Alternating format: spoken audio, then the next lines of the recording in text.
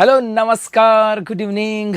India के सबसे बड़े एजुकेशनल प्लेटफॉर्म पे आप सभी का स्वागत और मैं हूं आपका होस्ट दोस्त नरेंद्र चौधरी। आज है 14 जुलाई 2025 और राजस्थान समसामयिकी के इस सेशन में आप सभी का स्वागत, जहां पे हम लोग चर्चा करने जा रहे हैं राजस्थान समसामयिकी के 7% उनका एनालिसिस भी करेंगे। उसके बाद होगा राजस्थान डोज, जहाँ पे हिस्ट्री, कल्चर, ज्योग्राफी, इन सब बातों की चर्चा होगी। उसके बाद होगा विगत परीक्षा में आए पर्सन, मतलब सेशन तो आपके खास होने जा रहा है। जी हाँ, ये खास इसलिए भी है कि आने वाले समय के अंदर बहुत सारी आपके एग्जाम है और यदि आप भी चाहते हो उस एग्जाम में सफलता लेना तो मेरे भाई मेहनत तो आपको करनी होगी, और वो जो मेहनत है इतनी सारी हो कि आपका सिलेक्शन हो जाए, और इसके लिए पूरे जी जान से पढ़ना होगा। और उसी मेहनत को और बेहतर दूसरा क्या है, उसी मेहनत को बेहतर बनाने के लिए हम करते हैं अपने आज के सेशन की शुरुआत। जी हाँ, सबसे पहले आज की मोटिवेशनल, बदल जाओ वक्त के साथ या फिर वक्त बदलना सीखो, मजबूरियों को मत कोसो, हर हाल में चलना सीखो। जी, कई बार क्या होता है कि कई बार परिस्थितियां ऐसी होती हैं कि हमें उन मजबूरियों के अंदर ना चाहते हुए बहुत सारी चीजें करनी होती हैं, लेकिन ये नहीं कि मजबूरियों को मत कोसो, उन चीजों को मत कोसो, बस अपने हर हाल में चलना सीखो।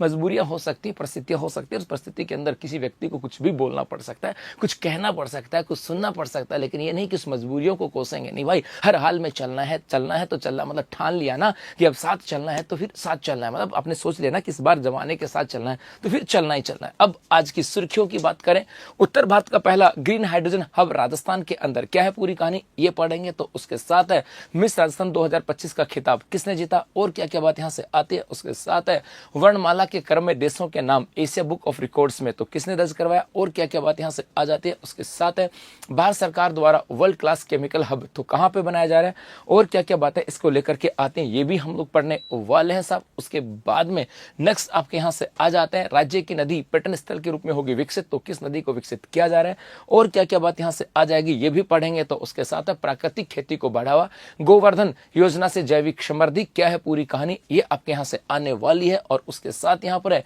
7वीं Indian open para international athletics championship 2025, तो क्या है इसकी पूरी कहानी ये भी हम लोग पढ़ने वाले हैं। तो ये थी अपनी आज की सुर्खियां और अब करते हैं इन सुर्खियों का एनालिसिस। जी हाँ, पहला प्रश्न है उत्तर भारत का पहला ग्रीन हाइड्रोजन हब राजस्थान में कहां बनाया जाएगा, तो ये आपके राजस्थान के अंदर बनाया जाएगा, जोधपुर के अंदर। ऑप्शन सी जो होगा ये इसका सही जवाब आ जाता है। अब देखो बात यहां से स्टार्ट होती है। सबसे पहले तो हम बात करते हैं, आपका एक शब्द आता है और वो आता है आपके ग्रीन एनर्जी का। वो शब्द किसका आता है, ग्रीन एनर्जी की बात करें। ग्रीन एनर्जी का मतलब है ऐसी ऊर्जा जिसके उत्पादन में पर्यावरणीय प्रदूषण नहीं होता है, अर्थात ये अपने आप में ग्रीन एनर्जी का मतलब है ऐसी ऊर्जा है, ऐसी ऊर्जा जिसके उत्पादन के अंदर किसी भी प्रकार का पर्यावरण प्रदूषण नहीं होता, पर्यावरण प्रदूषण नहीं होता, उसे कहा जाता है आपके ग्रीन एनर्जी। ठीक है भाई, अब यहां से और इसी ग्रीन एनर्जी को लेकर के हमारे राजस्थान के अंदर इस ग्रीन एनर्जी को बढ़ावा देने के लिए कुछ प्रयास किए गए और इन्हीं प्रयासों की बात करें, एक तो हमारे यहां पर आ जाती है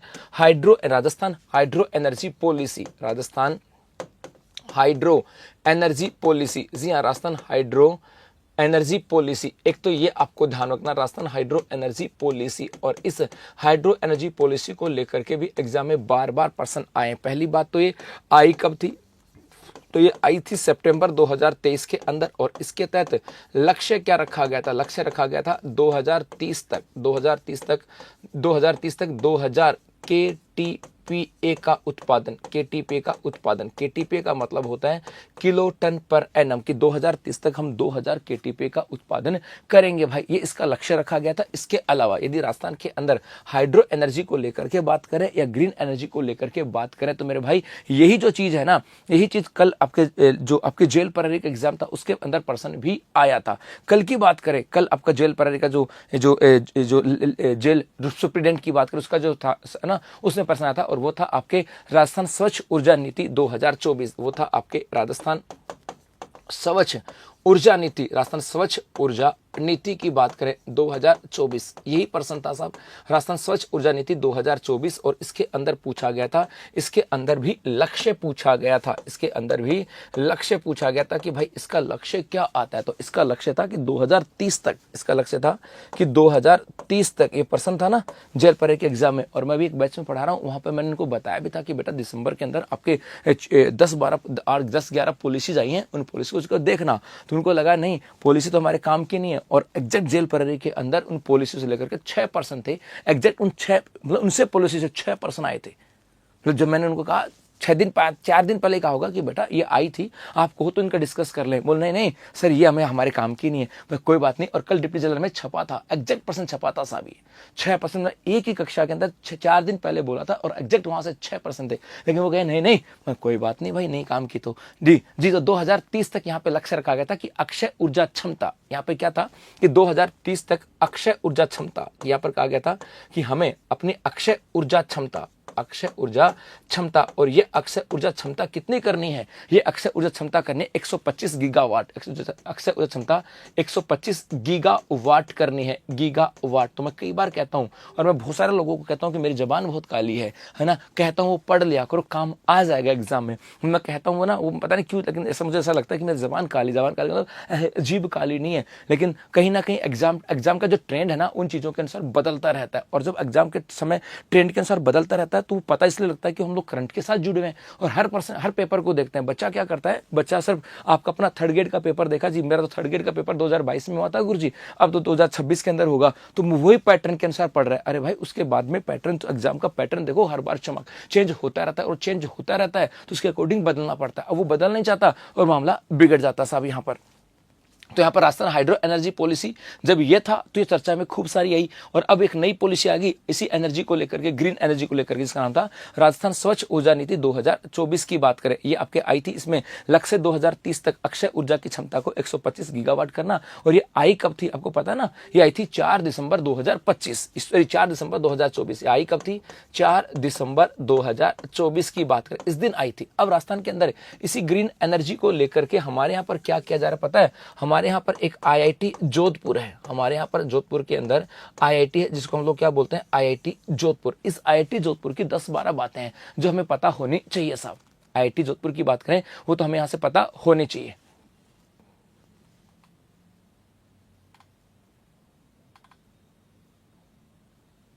एपे क्लास आ रही बेटे मेरी लगातार जी, है ना। आईआईटी जोधपुर की बात करें, अब इस आईआईटी जोधपुर क्या कर रही है पता है, ये आईआईटी जोधपुर जो है ये अपने यहाँ पर एक नई पहल कर रही है। नई पहल का मतलब है एक नई शुरुआत कर रही है। और इसकी नई शुरुआत क्या है, यहाँ पर ये क्या कर रही है, Jodhpur hydrogen valley, Jodhpur hydro energy कह दो चाहे Jodhpur hydrogen valley innovation cluster की शुरुआत कर रही है। ये कर रही है आपके जोधपुर हाइड्रो एनर्जी कह दो, चाहे मैं इसको ऐसे कह दूं, जोधपुर हाइड्रो एनर्जी कह दो, hydro energy valley innovation cluster की शुरुआत कर रही है, क्लस्टर की। कैसे हाइड्रो एनर्जी को बढ़ावा दिया जा सके या ग्रीन एनर्जी को बढ़ावा देने के लिए इसके लिए एक इनोवेशन क्लस्टर बना रही है, एक जोन डेवलप कर रही है। और ये जो होगा अपने आप में ये होगा आपके उत्तर भारत का, ये होगा उत्तर भारत का। ये हाइड्रो एनर्जी ना लिख तो मैं हाइड्रोजन लिख देता हूं, हाइड्रोजन वैली। तो ये होगा आपके उत्तर भारत का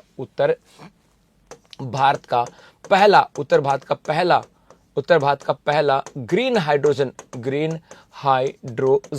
हब बनने जा रहा है। अर्थात ये अपने आप में क्या कर रहा है, इन्होंने कहा कि हम हाइड्रोजन वैली इनोवेशन बना रहे हैं। जैसे हम कहते हैं ना सिलिकॉन वैली, बेंगलुरु को क्या कहते हैं हम लोग, सिलिकॉन वैली इसलिए कहते हैं क्योंकि वहां पर कंप्यूटर का काम होता है। तो ये कहा कि ये आपके क्या होगा, हाइड्रोजन वैली। और यहाँ पर हाइड्रो की बात करें, इसको लेकर के आपके यहाँ पे काम आने वाले हैं सब, ये आपके यहाँ से आ जाता है। इसके अलावा इसी ग्रीन एनर्जी और हाइड्रो एनर्जी की बात करें तो एक लाइन और याद रखना, नोट लगा देता हूं मैं कि राजस्थान के अंदर एक लाइन और रखना, राजस्थान का प्रथम hydro energy power plant, Rajasthan का प्रथम हाइड्रो एनर्जी की बात करें, एनर्जी पावर प्लांट की बात करें, गुरुजी ये कहां लग रहा है, तो ये बेटा आपके लग रहा है शाहबाद बारा के अंदर। ये लग रहा है आपके शाहबाद बारा की बात करें, इस शाहबाद बारा के अंदर लग रहा है आपके राजस्थान का प्रथम hydro energy power plant. Rajasthan का पहला हाइड्रो एनर्जी पावर प्लांट की बात करें तो ये कहां पे लग रहा है, शाहबाद बारा के अंदर। ये भी आपको ध्यान में रखना। और ये कितना मेगावाट का होगा, ये होगा आपके 1800 मेगावाट का, ये होगा आपके 1800 मेगावाट।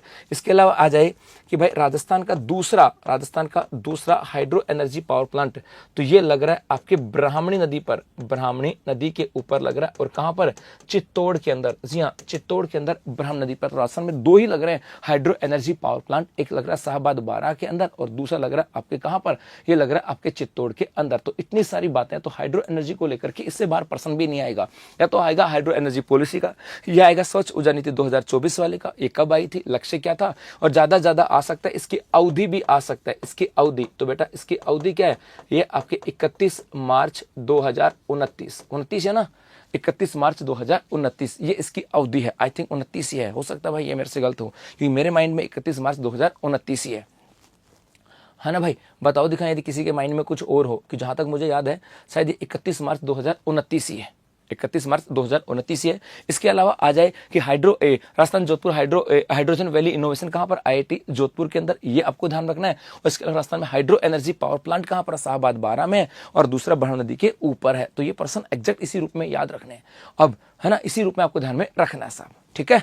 तो चलो ले लो स्क्रीनशॉट, फिर चलते हैं आगे, और पर्सन भी यहीं से आपके आने वाला है। जी भाई ले लो स्क्रीनशॉट, फिर चलते हैं आगे। चलें आगे, जी भाई आगे बढ़े।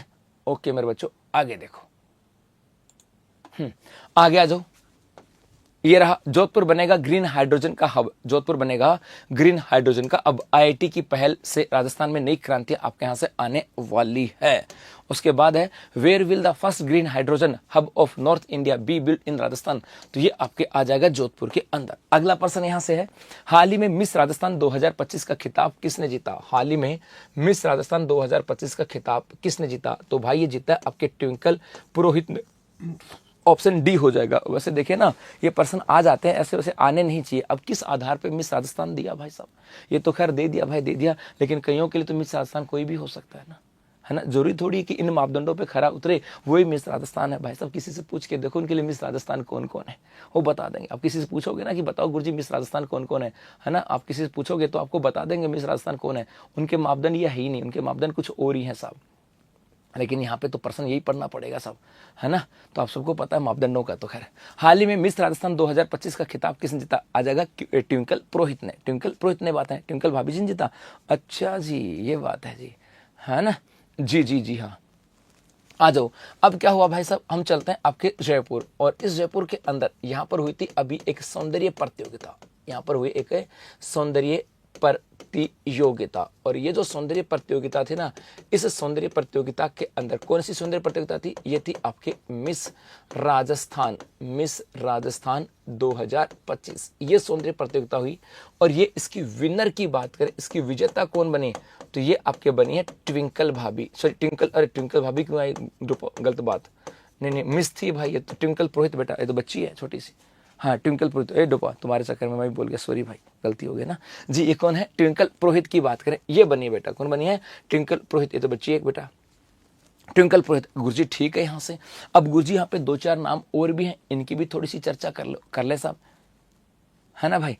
एक 2-4 बात और एक कह रहा गुरुजी मेरे लिए तो आप ही मिस हो दादा, मैं कोई मिस नहीं हूँ, मेरे जरूर मिस हैं, हाँ मेरे घर वाली है मतलब, हाँ भाई मेरी नज़र में तो सबसे सुंदर वही है साहब, भाई मेरी नज़र में सबसे सुंदर वो है जिनसे मैं प्यार करता हूँ, सही बात है ना। हाँ आ जाओ जी, आ जाओ यहाँ से। तो सिद्धि जोहरी की बात करें, ये तो नाम सुना होगा। एक नाम आया कोमल सिद्ध, गुरुजी कोमल सिद्ध कौन है, तो कोमल सिद्ध की बात करें तो बेटा यहाँ से देखो, अभी हम चलते हैं आपके जैसलमेर के अंदर। कहाँ चले, जैसलमेर।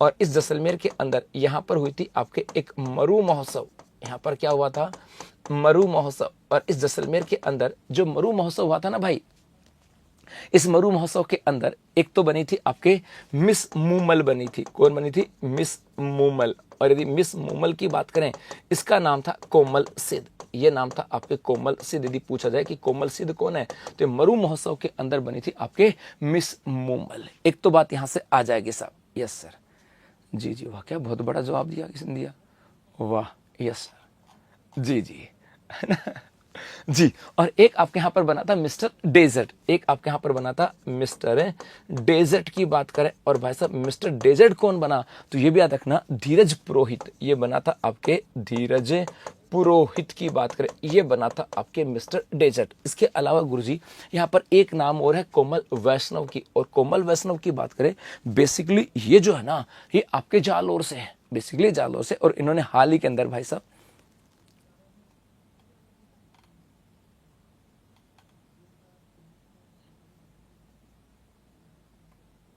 है ना भाई, यदि हम इसकी बात करें,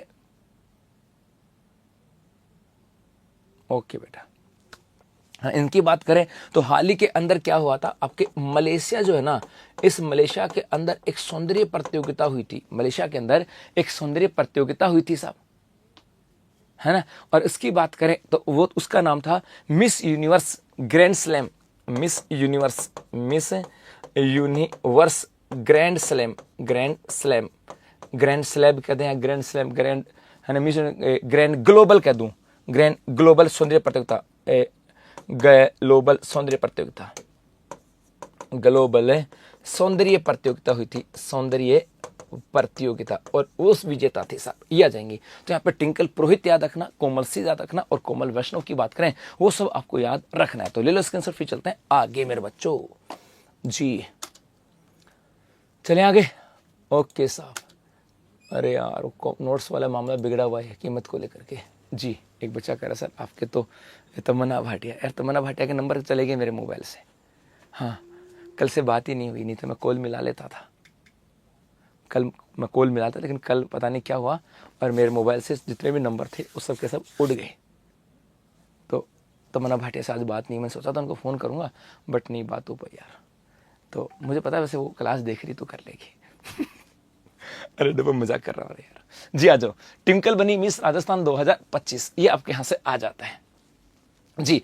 who has won the title of miss Rajasthan 2025 recently, तो नाम आ जाएगा आपके ट्विंकल पुरोहित की बात करें। अगला है, हाल ही में वर्णमाला के क्रम में देशों के नाम एशिया बुक ऑफ रिकॉर्ड्स में नाम दर्ज किसने करवाया, तो ये किसने करवाया भाई साहब, तो ये नाम आ जाएगा आपके याना प्रकाश ने। कौन है, याना प्रकाश। अब देखो, एक शहर है राजस्थान के अंदर जिसका नाम है उदयपुर। इस उदयपुर की बात करें, इसे कहा जाता है आपके झीलों की नगरी। इसको क्या कहते हैं, झीलों की नगरी के नाम से जाना जाता है। तो इसी उदयपुर की बात करें, इसे व्हाइट सिटी भी कहा जाता है, इसे व्हाइट सिटी भी कहा जाता है। और इसी की बात करें तो इसे माउंटेन व फाउंटेन का शहर, इसे माउंटेन व फाउंटेन का शहर जो है ना वो भी कहा जाता है। लेकिन इस उदयपुर के अंदर बेटियां भी हैं जो कि अपने आप में अलग है, और जिन्होंने अपना नाम जो है वो अपना नाम इतिहास के पन्नों में दर्ज करवाया, चाहे वो खेल के अंदर हो चाहे वो किसी रूप के अंदर हो। और डो पैसा क्या कर रहे हो, हाँ नंबर गए तो गए। तमन्ना भाटिया के भाई क्या करो,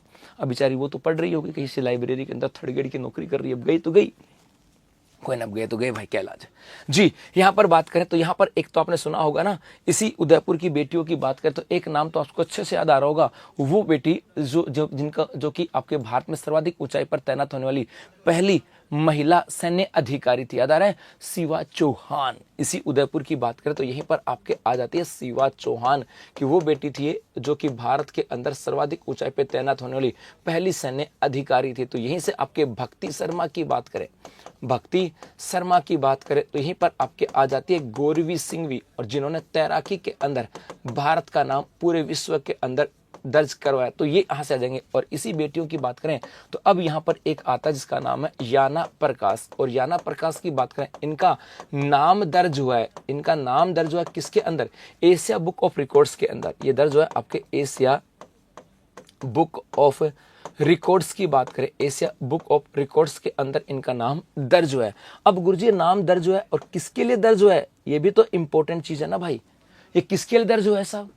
तो इन्होंने क्या किया पता है, इन्होंने ए से जेड वर्णमाला के अनुसार, इन्होंने क्या किया, अंग्रेजी वर्णमाला के अनुसार, जी हाँ, इन्होंने आपके अंग्रेजी वर्णमाला के अनुसार, अंग्रेजी वर्णमाला के अनुसार, मतलब ए पहले ए फिर बी अनुसार, अंग्रेजी वर्णमाला के अनुसार आपके क्या किया था, अंग्रेजी वर्णमाला से उन्होंने कुछ वो नाम याद किए थे। उन्होंने क्या किया था, 25 देशों के नाम 26 सेकंड में सुनाए थे, 26 सेकंड में सुनाए। जी हाँ, तो इन्होंने क्या किया, अंग्रेजी वर्णमाला के अनुसार 25 देशों के नाम 26 सेकंड के अंदर सुना दिया। और जैसे ही इन्होंने नाम सुनाया तो इनका नाम किस में दर्ज हो गया था, एशिया बुक ऑफ रिकॉर्ड्स के अंदर। किसमें, एशिया बुक ऑफ रिकॉर्ड्स के अंदर। जी हाँ, तो याना प्रकाश का नाम आपके यहाँ से आ जाता है। तो उदयपुर इसके क्या कहा जाता है, यहीं से शिवा चौहान की बात करें तो यहीं पर भक्ति शर्मा की बात करें तो यहीं पर आपके गौरवी सिन्हा भी आ जाती है। सब ये यहाँ से आ जाते हैं। एक ऐसे क्वेश्चन नहीं पढ़ते, इनका कोई भरोसा नहीं अब तो एग्जामिनर का कि क्या क्या क्वेश्चन आ जाए सब, है ना। हाँ वो अक्षर सर के जो आलिया भट्ट है ना, वो तो 4th ग्रेड की तैयारी कर रही है। हमारी तो तमन्ना भाटिया 3rd ग्रेड की भी कर रही है। लेकिन हमारी तमन्ना भाटिया ने भी कहा था कि मैं हाईकोर्ट 4th ग्रेड का फॉर्म भी लगा रही हूँ। उसने लगाया, शायद उसने 4th ग्रेड का भी लगाया है, 4th ग्रेड का भी लगाया तमन्ना भाटिया ने भी, और आलिया भट्ट ने भी लगाया। आलिया भट्ट ने 3rd ग्रेड की, उसने रीट नहीं की, आलिया भट्ट की रीट पास नहीं है ना, तो इसने इसलिए वो बेचारी क्या कर रही है, वो 4th ग्रेड के फॉर्म लगाई है। हाँ यार जी भाई जी। अब गुरुजी यहाँ पे 4-5 नाम और हैं। अब 4-5 नाम है तो गुरुजी इनका कोई संबंध आता है कि किसी चीज के साथ, कि क्या क्या चीजें यहाँ से आ जाता है साहब? जी हाँ, तो यहाँ पर एक नाम है प्राची राठी, और इनकी बात करें तो इनका नाम दर्ज हुआ है, इनका नाम दर्ज हुआ है किसमें, है ना, इनका नाम दर्ज हुआ है इंडिया बुक ऑफ रिकॉर्ड्स के अंदर। इनका नाम दर्ज हुआ है इंडिया बुक ऑफ रिकॉर्ड्स के अंदर, इंडिया बुक ऑफ रिकॉर्ड्स के अंदर। और यदि ये पूछा जाए कि गुरुजी किस रूप में, तो इन्होंने सबसे छोटा रैंप वॉक बनाया, सबसे छोटा क्या बनाया, रैंप वॉक बनाया, और इसके लिए इनका नाम इंडिया बुक ऑफ रिकॉर्ड्स में दर्ज हुआ। एक यदि हम बात करें यहाँ से प्रवीण प्रजापति की बात करें, तो भाई साहब ये जो है ना भवई नृत्य के कलाकार हैं, भवई नृत्य का है, और भवई नृत्य के अंदर इनका नाम भी Guinness book of world record में दर्ज है, गिनीज बुक में दर्ज हो गया। और एक नाम आपके यहाँ से आ जाएगा, डॉक्टर दशन सिंह शेखावत की बात करें तो ये आपके most educated person of earth of world की बात करें, इसके नाम से इनका नाम दर्ज है। और इनके पास 109 डिग्री हैं, इनके पास 109 है ना, 108 है, 109 है, 108 इनका याद रखना। और 108 प्रेम सिंह राठी की बात करें, वो याद रखना जी। तो ये आपके यहां से आ जाता है। तो आपके यहां पर उदयपुर की बात होगी, यहाँ की बेटियों की बात होगी, प्राची राठी की बात होगी, तो प्रवीण प्रजापति की बात भी होगी, तो डॉक्टर दशन सिंह शेखावत की बात करें उनकी भी बात आपके यहां से होगी, 108 जी। चलिए आगे, ओके भाई आगे देखो साहब, नेक्स्ट आगे बढ़ते हैं। ये रहा देखो 4 साल की याना का एशिया बुक ऑफ रिकॉर्ड्स में दर्ज। वैसे याना की बात करें, याना प्रकाश की बात करें, पता है कितने साल की है, सिर्फ 4 साल की है, ये सिर्फ 4 साल के भाई, सिर्फ 4 साल के। यहाँ 4 साल वाले बच्चों को नाम नहीं आते, घर वालों को उनको कहना पड़ता है, बता बेटा तेरे पापा को नाम क्या है। माली छोरे नहीं कहता ना कि भाई बता कि तेरे पापा को नाम क्या है, तो वो 4 साल के पापा को नाम ही कौन बेरत हो, है ना। 4 साल उसे कहते तेरे दादाजी का नाम क्या है, वो यहाँ सिर खुजलाऊं माली तो, है ना। और यहाँ देखो साहब संदीप राठी, ओके भाई जी। माली छोरे 4 साल के ने आपको नाम आओ तो, ना पिताजी को नाम आओ तो, ना मम्मी को नाम आओ तो, दादा दादी को तो नाम समझने को नहीं। आज भी है ना माली तो 4 साल के क्या था साहब, अभी भी ना वो एक ब्राउन को ब्राउन बोलती है हमारे देश में ना, वो ना जी ब्राउन कलर, वो ब्राउन नहीं बोलती, आज भी कहती ब्राउन। तो माली 6 साल की ना अभी तक ब्राउन को ब्राउन बोलती है। इधर देखो इन्होंने क्या क्या कर दिए। तो भाई साहब कुछ तो नस्ल है ना 6G 10G आती है, माली तो 3G कहानी है। हमारी वाली नस्ल जो है ना वो 3G में है, ये 10G नस्ल है साहब, तो वो हैंग हो जाती है मेरी तरह, है ना। आज भी क्या कहेगी ब्राउन, मगर बेटा ये कौन सा कलर है, पापा ब्राउन, ये कहानी है सब। तो अपनी वाली नस्ल तो गाँवड़ी है। चलो भैया चलते रहेंगे सी, आ जाओ, है ना। ये रहा 4 साल की याना का एशिया बुक ऑफ रिकॉर्ड्स के अंदर। कुछ ऐसे भी खतरनाक हैं, कुछ ऐसे खतरनाक होते हैं जो दोनों हाथ छोड़ के स्कूटी, हाँ 2 हाथ छोड़ के स्कूटी की रेल बना देते हैं शहर में। मैं जानता हूँ एक को तो मैं जानता हूँ साहब, है ना, दोनों हाथ छोड़ करके स्कूटी की जोधपुर शहर में रेल बना देते हैं। मैंने एक दिन देखा कि भाई अरे मैं यार ये तगड़े खिलाड़ी हैं, दोनों हाथ छोड़ करके चलो है ले, वाह। हाँ, recently who has registered the name of countries in the Asia Book of Records in the order of alphabet, तो नाम आ जाएगा याना प्रकाश। मैंने सोचा भाई देखो सी कौन है ना, लेकिन भाई जी मैं तो मेरी हाईबूसा पे था, हाईबूसा को फेल कर दिया उन्होंने। आ जाओ, भारत सरकार द्वारा वर्ल्ड क्लास केमिकल हब कहाँ बनाया जाएगा, तो भारत सरकार के द्वारा केमिकल हब बनाया जाएगा आपके राजस्थान के अंदर। अब क्या कर रहा है कि भारत सरकार जो ना, ये भारत सरकार के द्वारा कहा गया, एक इनिशिएटिव लिया गया, एक नया इनोवेशन किया जा रहा है, एक नया इनोवेशन कह दे या नवाचार, और वो किया जा रहा है आपके यहाँ पर केमिकल हब बनाया जा रहा है। क्या बनाया जा रहा है, एक केमिकल हब। केमिकल हब का मतलब है जहां केमिकल बेस इंडस्ट्रीज का विकास होगा। केमिकल बेस इंडस्ट्रीज की बात करें, इंडस्ट्रीज का क्या होगा, विकास। केमिकल बेस क्या होगा, इंडस्ट्रीज का विकास किया जाएगा, वो केमिकल हब है साहब। और भारत सरकार के द्वारा इस केमिकल हब की बात करें, ये बनाया जा रहा है आपके राजस्थान के अंदर।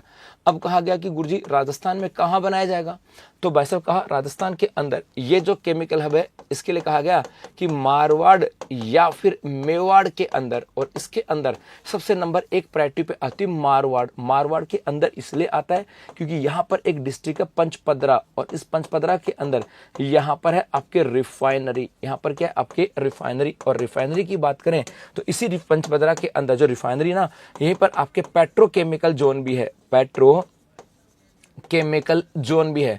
पेट्रोकेमिकल जोन का मतलब है कि यहाँ पर पेट्रोलियम के पदार्थ के साथ साथ जो भी केमिकल्स आते हैं उनका एक जोन बनाया जा रहा। तो भारत सरकार के द्वारा वर्ल्ड क्लास एक केमिकल हब की बात करें, वो आपके कहाँ बनाया जा रहा है? राजस्थान के अंदर। और कहा गया बेसिकली ये आपके कहाँ बनाया जाएगा?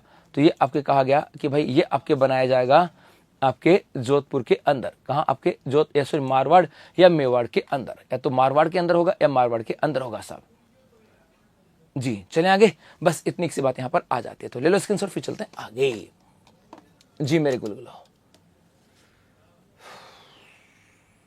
चलें आगे। हाँ साहब, एक पर्सन पूछा गुजी तमन्ना भाटिया की रीट में कितने नंबर आए? रीट में कितने नंबर आए? पास हो गई वो, 22 में पास हो गई थी तमन्ना भाटिया। उसने पुराने समय से ही सोच लिया था कि मुझे 3rd ग्रेड की मास्टरनी बननी है। 22 के बाद थोड़ा सा ना वो मामला ऐसा हो गया था, तो 22 के बाद उन्होंने कहा कि नहीं मुझे तो 3rd ग्रेड का मास्टर बनना है। और इस बार तो भाई जी गोडा गाल दिया कि कुछ भी हो मास्टरनी बनूंगी। हाँ मास्टरनी बनूंगी, इस बार कह दिया साहब।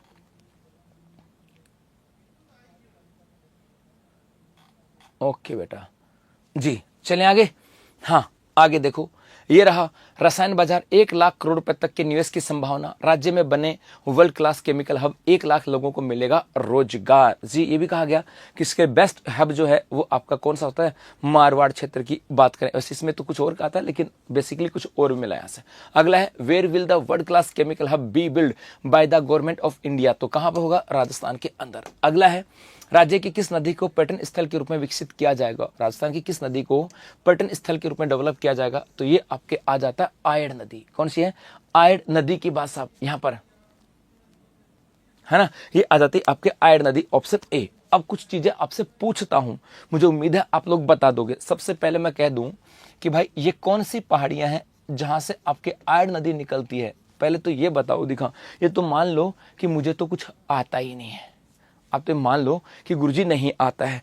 पहले तो ये बताओ दिखा, आयड़ नदी की बात करें इसका उद्गम कहां से होता है? यदि ये बता दोगे तो फिर मैं मान लूंगा कि जी आगे पढ़ लेंगे साहब, नहीं तो सोचूंगा कि भाई छोरों को तो आता ही नहीं, तो गलत बात है। आयड़ नदी का उद्गम कहां से होता है ये बता सकता हूं, थोड़ा सा आपके उदयपुर से होता है। इनका इसका उद्गम कहां से होता है?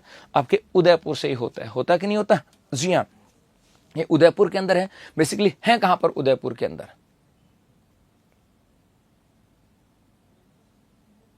है। उदयपुर में कहां से भाई? गोगुंदा से या उदयनाथ? हैं उदयनाथ की पहाड़ियां, उदयपुर से गोगुंदा की पहाड़ियां। चलो आ जाओ साहब, दिवेर की नहीं है साहब, ये आपके आ जाते हैं आपके पहाड़ियां, जिन पहाड़ियों का नाम है गोगुंदा की पहाड़ियां।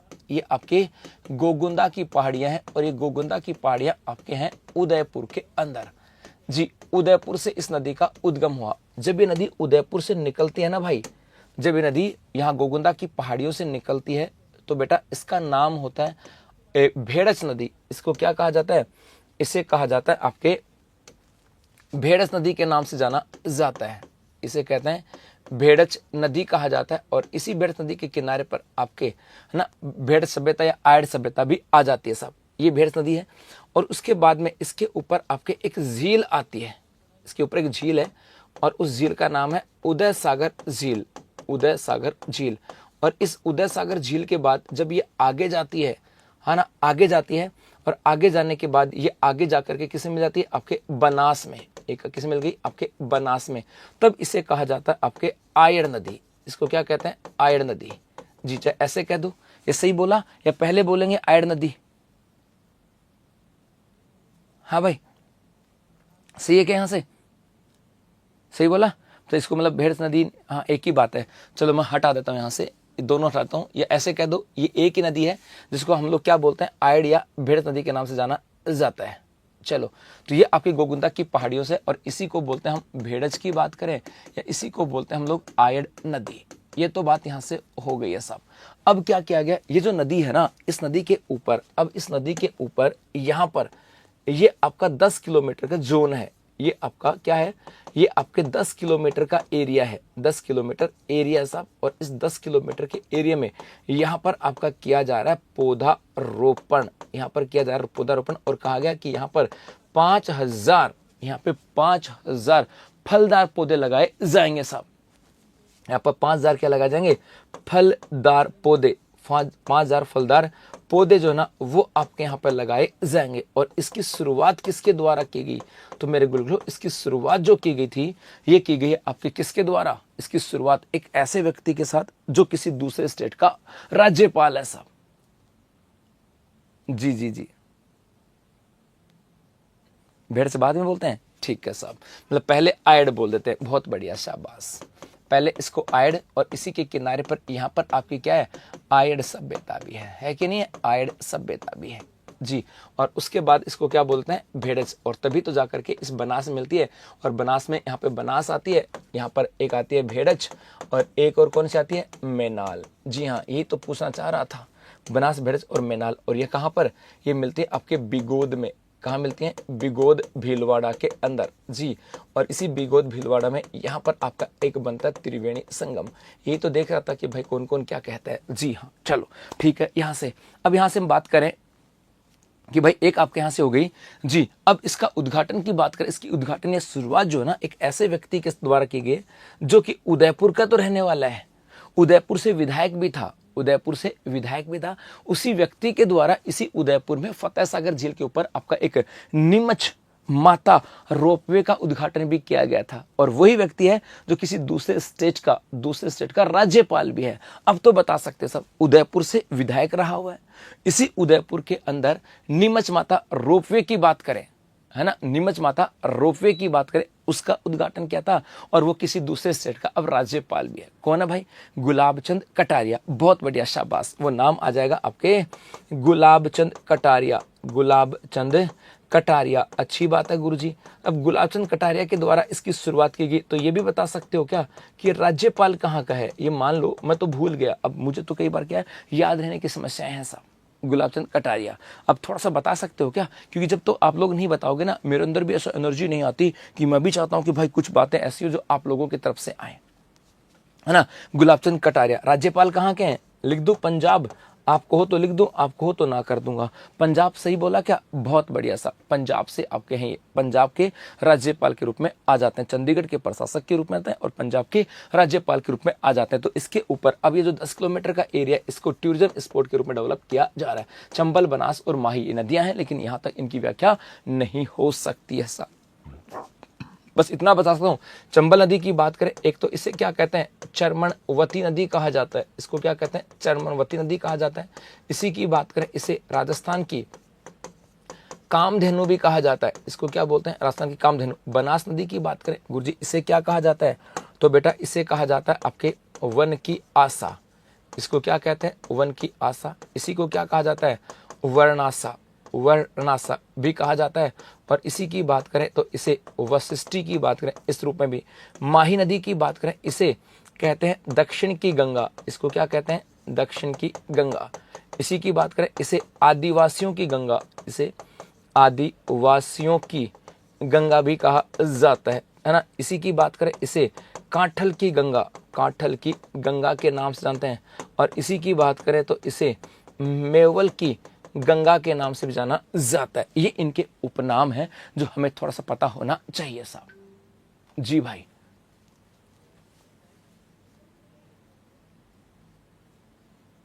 ओके बेटा, चलें आगे यहां से। जी हाँ, तो ले लो स्क्रीनशॉट, फिर चलते हैं आगे बेटा। चले जी हाँ, पटवारी के लिए 10 पेपर, ठीक है बेटा। आगे चलो, नेक्स्ट आगे बढ़ते हैं यहां से। ये रहा पंजाब के राज्यपाल कटारिया ने की आयड़ नदी में पौधारोपण की शुरुआत। आयड़ नदी का प्रमुख पर्यटन स्थलों में होगा शुमार, 5000 पौधे लगाए जाएंगे किनारों के ऊपर। ये आपके यहाँ से कहा गया था। अब यह which river of the state will be developed as a tourism destination, तो आपके आ जाएगी आयड़ नदी। अगला प्रश्न है, राज्य में प्राकृतिक खेती को बढ़ावा देने से संबंधित कथनों पर विचार कीजिएगा। अब राजस्थान के अंदर प्राकृतिक खेती को बढ़ावा देने के लिए कुछ कथन है और उनके ऊपर विचार करने हैं। अब इसको समझो मेरे बच्चों, बहुत सारी बातें इस प्राकृतिक खेती को लेकर के, और मुझे उम्मीद है ये तो आपको आता है। यदि हम बात करें राजस्थान की बात करें, ये अपना राजस्थान है और इस राजस्थान में हम चाहे प्राकृतिक कह दें, इसको प्राकृतिक कृषि कह दें, चाहे इसको हम कह दें जीरो बजट नेचुरल फार्मिंग, इसको क्या कह सकते हैं, जीरो बजट नेचुरल फार्मिंग की बात करें, जीरो बजट नेचुरल फार्मिंग की बात करें, जो आए वो कह सकते हैं। सब प्राकृतिक खेती कह दो या जीरो बजट नेचुरल फार्मिंग की बात करें। और इसको लेकर के आता है कि राजस्थान में क्या क्या प्रयास किए गए। तो सबसे पहले देखो, एक तो आ जाती है आपके zero budget natural farming, zero budget natural farming, zero budget natural farming.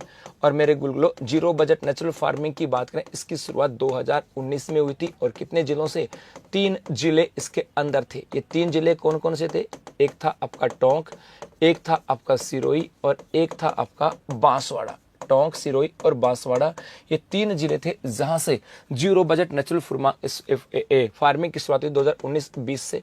और उसके बाद में 20-21 की बात करें, यहाँ पर आते आते 15 जिलों के अंदर कर दिया। तो राजस्थान के अंदर एक तो जीरो बजट यानी प्राकृतिक कृषि के लिए जीरो बजट नेचुरल फार्मिंग है। और ये प्रश्न आ सकता भाई कि राजस्थान के अंदर जीरो बजट नेचुरल फार्मिंग के लिए एज ए प्रारंभिक की बात करें, एज ए शुरुआती प्रोजेक्ट पर कितने स्थानों से शुरुआत की गई, टोंक, सिरोही और बांसवाड़ा से। ठीक है जी, एक तो ये। इसके अलावा एक हमारे यहां से आ जाती है 2024 की बात करें, 2024 के अंदर हमारे यहां पर एक गोवर्धन, एक हमारे यहां पर आई थी गोवर्धन जैविक उर्वरक खाद योजना, एक हमारे यहां पर आई थी गोवर्धन, ये रट देना भाई, गोवर्धन जैविक उर्वरक, गोवर्धन जैविक उर्वरक खाद योजना, ये हमारे एक योजना आई थी 2024 के अंदर। और ये बेटा इंपॉर्टेंट है, एग्जामिनर पूछ लेते हैं इसको लेकर के, गोवर्धन जैविक योजना को लेकर के। साहब ये है क्या भाई, वो बेटा वर्मी कल्चर वो अलग है बेटा जी, है ना। यहां से आता कि सर गोवर्धन जैविक उर्वरक योजना, खाद योजना की बात करें, ये क्या था। तो इसके अंदर कहा गया था कि किसानों को खेत में, इसमें कहा गया था कि किसान को खेत में वर्मी कंपोस्ट इकाई पर ये एग्जैक्ट पर्सन आ सकता है, ऐसे कैसे, वर्मी कंपोस्ट इकाई की पर या वर्मी कंपोस्ट इकाई पर क्या 50% या 10,000 रुपए की सब्सिडी, 10,000 रुपए की सब्सिडी की बात करें, ये सब्सिडी आपके यहाँ पे दी जाती है कि यदि कोई किसान अपने खेत में वर्मी कंपोस्ट की इकाई लगाना चाहते हैं। सब मैं गायब हो गया, अच्छा दिख नहीं रहा क्या मैं, ये ले भाई, सॉरी, हाँ दिख नहीं रहा था क्या, सॉरी भाई, मुझे दिखाई नहीं दिया, मैंने इधर गौर नहीं किया भैया क्या है, सॉरी भाई। राज्य में जीरो बजट या प्राकृतिक खेती या नेचुरल फार्मिंग को बढ़ावा देने के लिए हमारे यहाँ पर कुछ प्रयास किए जा रहे हैं। जैसे तो जीरो बजट नेचुरल फार्मिंग है, आई कब थी, 2019-20 में 3 जिलों में शुरुआत हुई थी। कहाँ से, टोंक, सिरोही, बांसवाड़ा से। 2020-21 में 15 जिले आ गए थे और यहाँ पर होगी। उसके अलावा 2024 में हमारे यहाँ पर एक गोवर्धन जैविक उर्वरक खाद योजना आई थी, गोवर्धन जैविक उर्वरक खाद योजना। इसमें कहा गया था कि कोई किसान अपने खेत के अंदर यदि वर्मी कंपोस्ट की इकाई लगाता है, खेत के अंदर वर्मी कंपोस्ट की इकाई लगाता है, तो उसे 50%, इकाई का 50% या, है ना, या 10,000 की आर्थिक सुविधा दी जाएगी। एक इसमें कहा गया था, इसी योजना के तहत इसमें कहा गया था कि प्रत्येक ब्लॉक से 50 किसान का चयन, प्रत्येक ब्लॉक से इसके अंदर 50 किसान होंगे ना, उनका चयन किया जाएगा। मतलब एक ब्लॉक से सिर्फ 50 किसानों को इसका लाभ दिया जाएगा। एक और कहा था, यहां पर यह भी कहा गया था, ये किसको लाभ मिलेगा कि किसान के पास न्यूनतम 5 गोवंश होना चाहिए। मतलब इसका लाभ उसी किसान को मिलेगा जिसके पास कम से कम 5 गायें हैं, क्योंकि अपनी 5 गायों का गोबर होगा, उस गोबर में वो केंचुआ डालेगा, उसका जो खर्चा आएगा उसकी बात की गई। ये लाइन आता है बेटा, ये प्रश्न आ जाता है किसान के, है ना, किसान के पास न्यूनतम कितना गोवंश होना चाहिए, 5 गोवंश होना चाहिए साहब। ये लाइन काम की है। अब किसी को काम की तब लगेंगी जब पेपर में आ जाएगा, और किसी को काम की पहले लग जाते हैं कि यार पेपर में आ जाएगा तो काम आ जाएगा।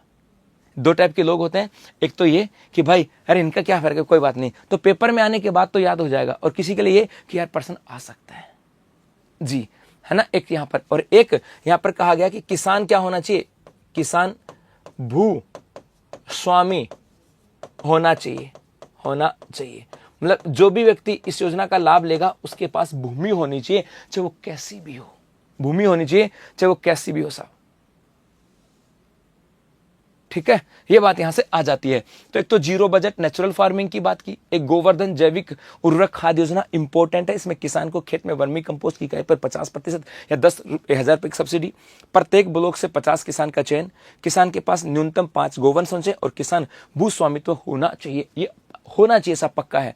और अब इसके अलावा यहां पर एक और आती है, और वो आता है अभी अपना बजट आया था, बजट 2025-26, और इस 25-26 में घोषणा की गई थी, और वो घोषणा क्या की गई थी कि बैलों से खेती करने पर, बैलों से खेती पर, बैलों से यदि खेती करते हो आप, बैलों से खेती पर, तो 30,000 रुपए सालाना, 30,000 रुपए सालाना दिए जाएंगे, सालाना दे। अर्थात यदि कोई व्यक्ति बैलों से खेती करता है तो इस किसान को 30,000 रुपए दिए जाएंगे साहब। अरे नहीं रिस्की यार, नहीं हो जी, ये यहां से दिए जाएंगे। अब इतनी सारी बातें हैं, अब इस मुद्दे पे आते हैं साहब। प्राकृतिक खेती को, अब अपना प्रश्न है, प्राकृतिक खेती को बढ़ावा देने से संबंधित कथनों पे विचार कीजिए। राज्य सरकार के द्वारा गोवर्धन जैविक उर्वरक खाद्य योजना चलाई जा रही है साहब।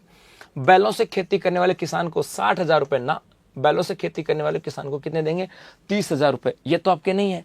एक है कि गोवंश आधारित जैविक खाद्य उत्पादन के लिए प्रतिवर्ष 11,000 रुपए, प्रतिवर्ष 11,000 नहीं साहब, यहाँ पे तो वर्मी कंपोस्ट की बात करें, जैविक खाद बोलते हैं इसको, के लिए इकाई का 50% या 10,000 दिया जाएगा, तो ये भी गलत है, ये भी गलत है। क्या पूछा है, उपरोक्त में से कौन सा असत्य है, कौन सा असत्य है ना। तो दूसरा और तीसरा, ऑप्शन ए हो जाएगा, दूसरा और तीसरा। ऑप्शन ए की बात करें साहब, दूसरा और तीसरा, है ना। असत्य की बात करें तो असत्य तो ठीक है ना, ये राज्य सरकार के द्वारा गोवर्धन जैविक उर्वरक खाद्य योजना ये तो चलाई जा रही है। बैलों से खेती करने वाले किसानों को 60,000 थोड़ी है, बैलों से खेती करने वाले किसानों को तो 30,000 रुपए दिए जा रहे हैं, है ना भाई। और एक आप कह जाएगा गोवंश आधारित जैविक खाद्य उत्पादन के लिए प्रतिवर्ष 11,000 नहीं, ये तो इकाई के ऊपर 10,000 रुपए या 50% की सब्सिडी है, ये है साहब यहाँ पर। तो असत्य पूछा गया, असत्य कौन से हैं, तो आपके दूसरा और तीसरा है, दूसरा और तीसरा है, ऑप्शन ए, ऑप्शन ए आ जाएगा यहाँ पे सही जवाब। चलिए आगे सर। कैसे नहीं लग रही मिट्टू, कल की पेपर देख लो ना, कल का लैब असिस्टेंट का पेपर देख लो, कैसे हवा नहीं लग रही, ओ सॉरी डिप्टी जनरल का पेपर देखो, है ना भाई, डिप्टी जनरल का पेपर देखो, कैसे हवा नहीं लग रही, लग रही बेटा, हमें तो लग रही है उनकी हवा जी। चलें आगे, ओके साहब। आगे देखो, ये रहा प्राकृतिक खेती को बढ़ावा, गोवर्धन योजना से जैविक समृद्धि की बात करें साहब। ये रहा consider statement related to promoting natural farming in the state. तो आपके यहाँ पे फॉल्स कौन से हैं, तो ये आ जाएंगे ट्रू, अनट्रू कौन से, सेकंड और थर्ड की बात करें। अगला है 7वीं Indian open para international athletics champions 2025 में राजस्थान के किस खिलाड़ी ने भाला फेंक श्रेणी में स्वर्ण पदक जीता है, तो ए और बी, इनकी बात करें साहब, ए और बी यहाँ पर आ जाएगा। अब देखो यहाँ पर आती है आपकी 7वीं Indian open para international athletics championship हुई है, एथलेटिक चैंपियनशिप ये यहां पर हुई साहब। और ये हुई कहां पर है, बेंगलुरु के अंदर। कहां हुई है, बेंगलुरु के अंदर। कब हुई है, तो ये हुई है आपके इसी जुलाई 2025 के अंदर, 12 और 13 जुलाई 2025 के अंदर। यदि हम यहाँ पर राजस्थान की बात करें तो राजस्थान के भाई जो खिलाड़ी हैं उन्होंने 4 गोल्ड जीते हैं साहब, 4 गोल्ड जीते हैं। किस किस ने जीते हैं, तो एक तो जीता है आपके सुंदर गुजर ने, एक तो जीता है सुंदर गुजर ने, और इन्होंने मेडल जीता F46 कैटेगरी के अंदर। इन्होंने किस में जीता मेडल, F46 में। ये तो खूब पढ़ा आप लोगों ने, आपने दिया डिप्टी के एग्जाम दिया, कैसा गया, मनोज डिप्टी का एग्जाम दिया होगा, तो आपके तो वो एनर्जी जो आपके था ना, ये आपके तो वही था आपके ये स्वच्छ एकीकृत ऊर्जा का था, एक आपके था वो 5 तो 2024 की जो योजनाएं थी उन्हीं का था साहब। जी हाँ, एक आपके यहां से आ जाएगा, एक नाम आ जाएगा महेंद्र गुजर। महेंद्र गुजर, और महेंद्र गुजर ने ये गोल्ड जीता F-22 कैटेगरी के अंदर। और महेंद्र गुजर ने ना यहां पर एक रटने वाला है साहब, जगवीर ने जीत लिया गोल्ड। अच्छा है ना, जगवीर जीत लिया क्या भाई? ओके साहब जी। तो यहां पर इसने क्या, आपके महेंद्र गुजर ने 63.89, इन्होंने क्या किया, 63.89 मीटर भाला फेंका था, भाला फेंका। और इस भाला फेंक के अंदर इन्होंने बनाया आपका यहाँ पर वर्ल्ड रिकॉर्ड, ये आ सकता है। और सुंदर गुजर की बात करें तो इनका संबंध भी कौन से गेम के साथ आता है, भाला फेंक। तो सुंदर गुजर भी भाला फेंक है, और महेंद्र गुजर की बात करें ये भी आपके भाला फेंक में था, और 63.89 मीटर के साथ इन्होंने क्या बनाया, वर्ल्ड रिकॉर्ड। इसके अलावा चौथे गोल्ड की बात करें, एक नाम और जो जगवीर ने जीत लिया, अच्छी बात है बेटा, है ना। एक था आपके यहाँ से परवीन ने, एक था परवीन, ये लड़की है, परवीन की बात करें, और इस परवीन ने F-46 कैटेगरी के अंदर गोल्ड जीता था, गोला फेंक में, गोला फेंक के अंदर गोल्ड जीता था। और एक नाम आ जाएगा आपके खुशबू ने, खुशबू। और इस खुशबू ने, इन्होंने कौन सी कैटेगरी में जीता भाई, तो इसने जीता था आपके F-20 कैटेगरी के अंदर। और गेम कौन सा है, गोला फेंक। यहाँ पर गोल्ड, तो 4 गोल्ड की बात करें वो आपके यहाँ से आ जाती है। तो यहाँ पर महेंद्र गुजर याद रखना, सुंदर गुजर याद रखना। अब महेंद्र गुजर थोड़ा सा चर्चा में आ गए, सा वर्ल्ड रिकॉर्ड बनाया 63.89 मीटर के साथ, इसलिए आपका ऑप्शन डी हो जाएगा। चलो आगे देखो, ले लो स्क्रीनशॉट, फिर चलते हैं आगे। चले जी हाँ, चलो भाई आगे देखो यहां से, और आगे चलते हैं जी। ये रही खबर इंडियन, देखो यहां पर एक अखबार में तो खबर आई कि राजस्थान ने 11 पदक जीते, जगवीर को 3 सफलता।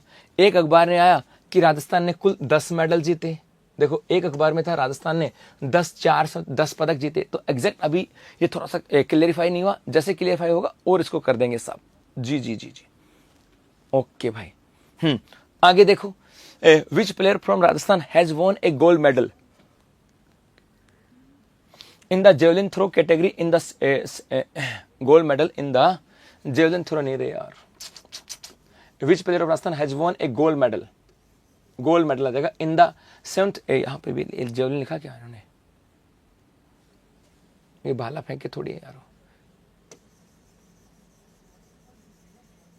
किस खिलाड़ी ने स्वर्ण पदक जीता या जीते, ये है। यदि भाला फेंक का नाम आएगा तो महेंद्र गुजर और सुंदर गुजर 2 ही आएंगे, भाला फेंक का नाम आएगा तो ये 2 ही नाम आएंगे। तो यहाँ पर मैंने जेवलिन का हटाई दिया पूरा यहाँ से, इसलिए बोथ ए एंड बी, और भाला फेंक के अंदर ये 2 नाम आएंगे यहाँ से। चलो आगे बढ़े यहाँ से जी मेरे बच्चों, आगे देखो। ये रहा महत्वपूर्ण तथ्य, राजस्थान में मां के नाम से लगाए गए 2000 पौधे, हर शख्स को एक पौधे को पेड़ बनाने की जिम्मेदारी दी गई है साहब। और इसके चर्चा में आपके आया है, याद रखना एक गांव चर्चा में आ जाता है, ये था आपके डीडवाना कुचामन गांव है, डीडवाना कुचामन। और इसके अंदर गांव है हुडिया।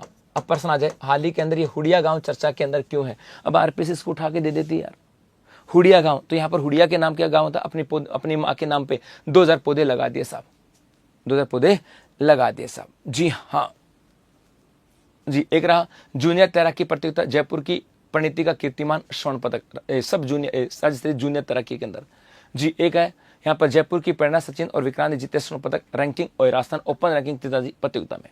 एक है न्याय की चौखट से निकली हरियाली, सूखी पहाड़ी होगी हरी भरी, ये आपके एक ग्वालियर की पूरी कहानी थी, जो ग्वालियर के अंदर एक अजीब सा एक नया यहाँ पर एक नया इनोवेशन किया इन्होंने। और जी ये आपके अद्वासिकांक है, जो कि आपके जनवरी से लेकर के जून तक है, सब कुछ इसके अंदर है साहब। और उसके साथ साथ ये आपके जुलाई की करंट अफेयर्स की महीने की मैगजीन, ये भी आपके अवेलेबल है। तो ये आपके राजस्थान जिला दर्शन की बात करें, जहाँ पे 1313 प्रश्नों की EPDF भी आपके साथ अवेलेबल है। इसके अलावा राजस्थान इतिहास, कला, संस्कृति और राजस्थान भूगोल, अर्थव्यवस्था और राजव्यवस्था के 3-3 हजार प्रश्नों की 2 बुक जो है ना, ये भी आपके यहाँ पर अवेलेबल है। अब रिवीजन, नेपाल में आयोजित वर्ल्ड क्लास कॉन्फ्रेंस में राजस्थान की ओर से किसका ने प्रतिनिधित्व किया, तो ये आपके आ जाएंगे B और C। उसके साथ है Indian Institute of Technology Kota का कौन सा दीक्षांत समारोह आयोजित किया गया, तो ये था आपका चौथा दीक्षांत समारोह। उसके साथ है यूके स्थित बर्मिंघम ने हिल्स मिलेनियम अवार्ड से किसको सम्मानित किया गया? प्रोफेसर ए बाला सुब्रमण्यम। तो उसके बाद है हाल ही में राजस्थान के किस फैशन डिजाइनर का नाम इंडिया बुक ऑफ रिकॉर्ड्स में दर्ज हुआ? तो ये नाम आ जाएगा आपके प्राची राठी। और उसके साथ है एनटीपीसी खेलो India national ranking women archery tournament में सीनियर कंपाउंड वर्ग में राजस्थान के किस खिलाड़ी ने कांस्य पदक जीता? तो ये जीता आपके स्वाति दूधवाल ने। ऑप्शन ए जो होगा ये इसका सही जवाब आ जाता है बेटा। तो ये था अपना आज का सेशन। जी हाँ, आज इतनी चर्चा हम लोग कर पाएंगे। तो ये था अपना आज का सेशन। मुझे उम्मीद है समझ में आया होगा और ये सेशन आपके इस अभी जो जेल पर एक एग्जाम लगी थी उसमें भी काम आया होगा। तो आपके आने वाली police constable second grade third grade की बात करें वहां पर भी आपके बहुत सारे काम आने वाला है। तो आप सभी को आपकी इस एग्जाम आने वाले एग्जामों के लिए भी बहुत सारी शुभकामनाएं। धन्यवाद।